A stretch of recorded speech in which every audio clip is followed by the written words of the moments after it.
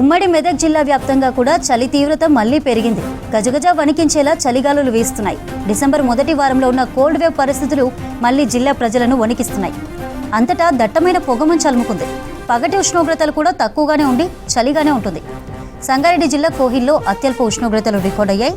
హైవేలపై పొగమంచు ఉదయం 9 గంటలైనా కూడా వీడడం లేదు. ఉమ్మడి మెదక్ జిల్లాలో చలి తీవ్రతపై డీటెయిల్స్ శ్రీధర్ అందిస్తారు.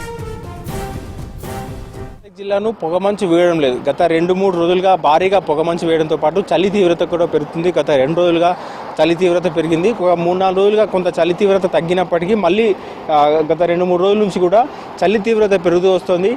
మళ్ళీ అంటే దాదాపు ఇంకో జనవరి 12 వరకు కూడా చలి తీవ్రత పెరిగే అవకాశం ఉందని వాతావరణ శాఖ నిపుణులు చెప్తున్న నేపథ్యంలో కొంత ఉపశమనం ఒక 2-3 రోజులు మాత్రమే చలికి తీవ్రత కొంత ఉపశమనం లభించింది. మళ్ళీ చలి తీవ్రత పెరుగుతూ వస్తుంది.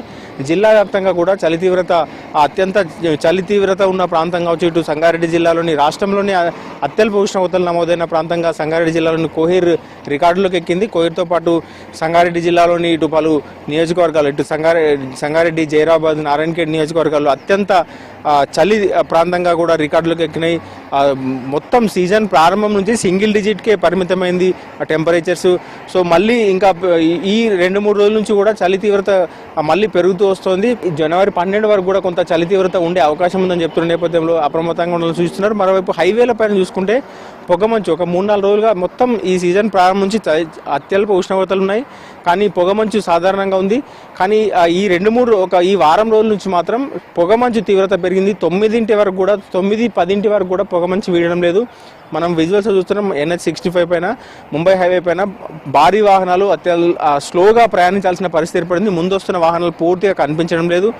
అయితే పార్కింగ్ లైట్లు వేసుకొని వారు ప్రయాణం చేయాల్సిన పరిస్థితి. 10 అడుగుల దూరంలో ఉన్న వాహనాలు కూడా కనిపించకపోవడంతో వారు స్లోగా ప్రయాణం చేస్తున్నారు. 2 వీలర్ల పైన ప్రయాణం చేసేవారు జాగ్రత్తలు తీసుకోవాలని తెల్లవారుజామున పొగమంచు ఉన్న సమయాల్లో కొంత వాహనాలు అయితే రోడ్లపైకి రాకుండా చూసుకోవాలంటూ కూడా ప్రయాణాలు వాయిదా వేసుకోవాలని చెప్తున్నారు. కానీ అత్యవసర పరిస్థితుల్లో కావచ్చు, వ్యాపారాలు చేసుకునేవారు కావచ్చు, వారంతా తప్పనిసరి బయటకు వెళ్లాల్సిన వారు జాగ్రత్తలు తీసుకోవాలి. హెల్మెట్ ధరించాలి.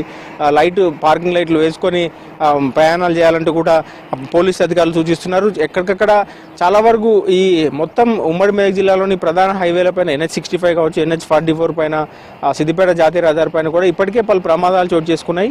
కేవలం పొగమంచు 9 వరకు వీడకపోవడము, రోడ్డు పక్కన భారీ వాహనాలు నిలుపుకునే సందర్భాల్లో కావచ్చు, స్లోగా వెళ్తున్న వాహనాలను వేగంగా వచ్చి పొగమంచు కారణంగా కనిపించకపోవడంతో ఢీకొట్టిన ఘటనలు కూడా ఉన్నాయి.